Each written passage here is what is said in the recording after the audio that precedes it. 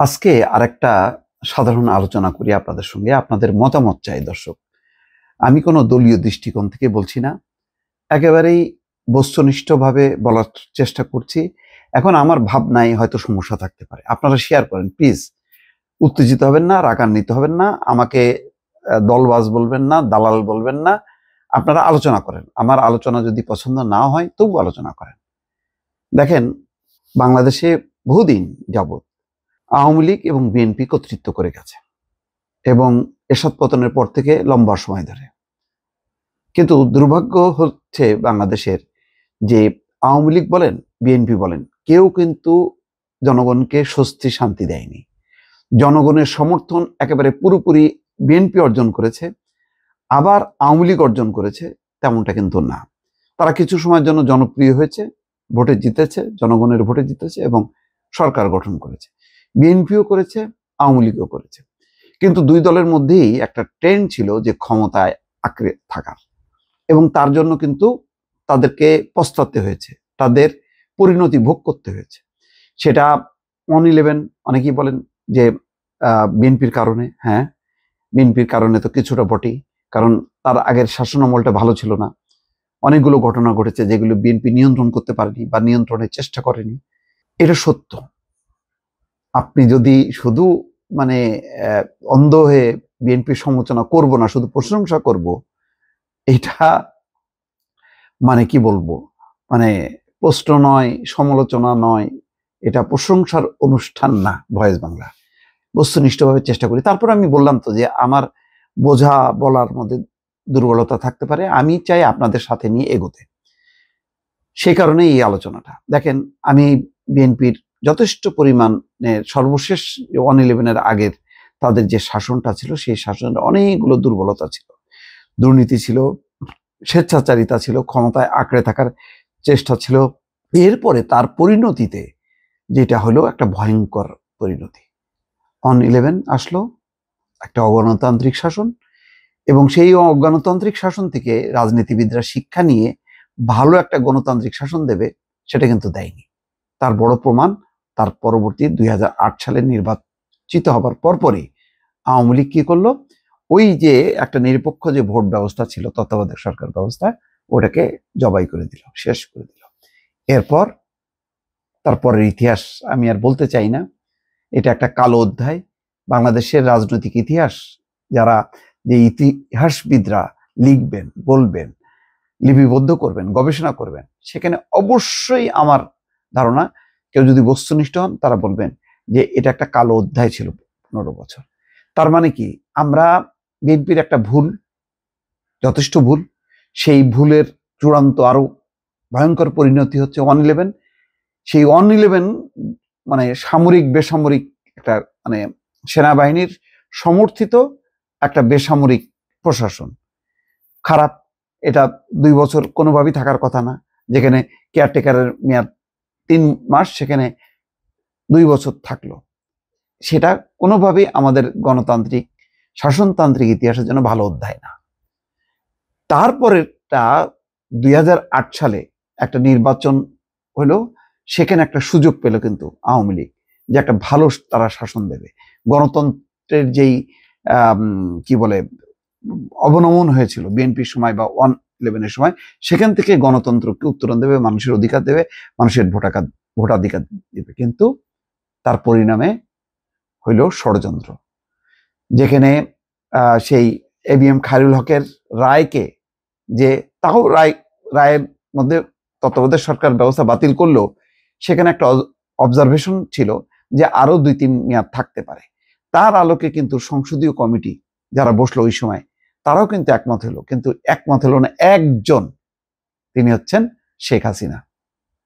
তার কারণে শেষ পর্যন্ত একেবারে তত্ত্বাবধায়ক সরকার ব্যবস্থা বাতিল হলো এবং 2014 একটা ভয়ঙ্কর বাজে নির্বাচন হলো, যে নির্বাচনের যেই তারিখ তার আগেই বিনা প্রতিদ্বন্দ্বিতে 153 জন জয়ী হয়ে গেল।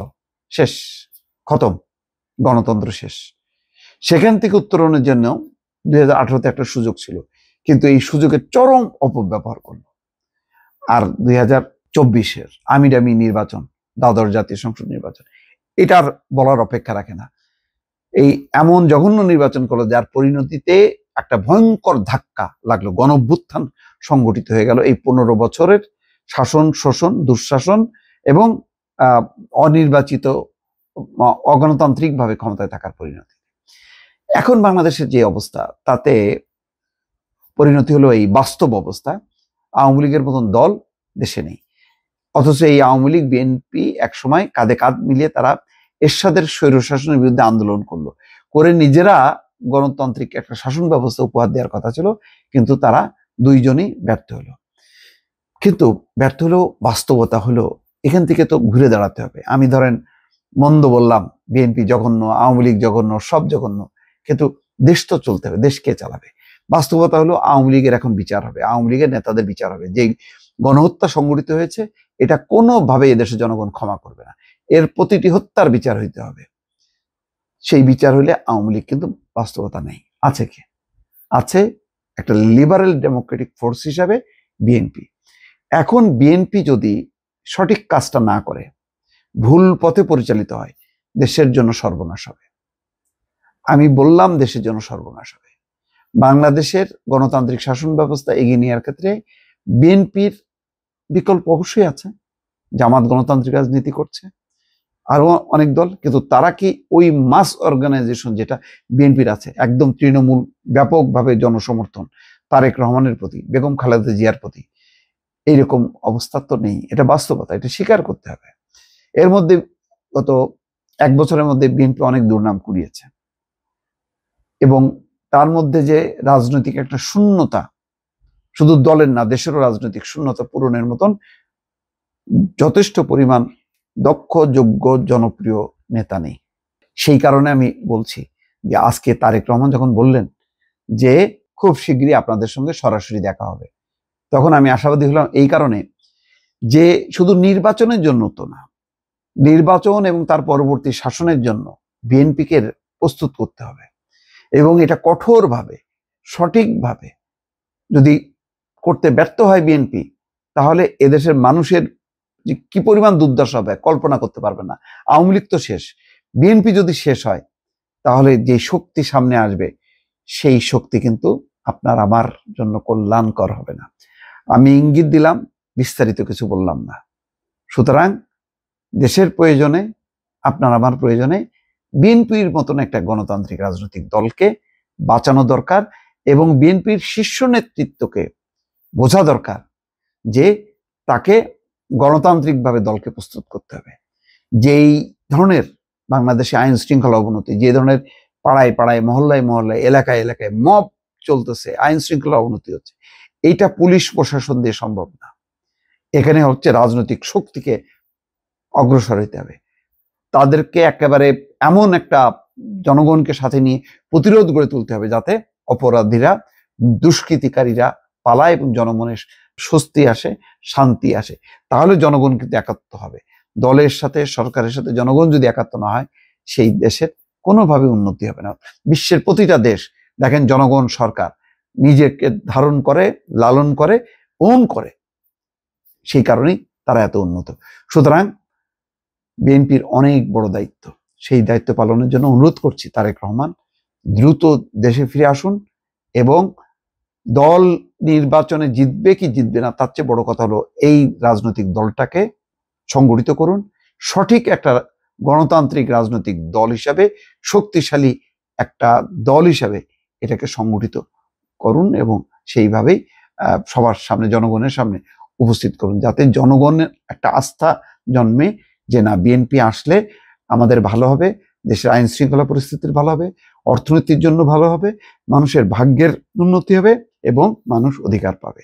সেই কারণে যে রাজনৈতিক শূন্যতা বিএনপির ভেতরে, দেশের ভিতরে, সেটা পূরণ করার জন্য তারেক রহমানকে দলের প্রধান হিসেবে তাকে আসতেই হবে, আসা উচিত। যত তাড়াতাড়ি আসবে দেশের জন্য সেটা কল্যাণকর হবে। দর্শক ভালো থাকবেন, আল্লাহ হাফেজ।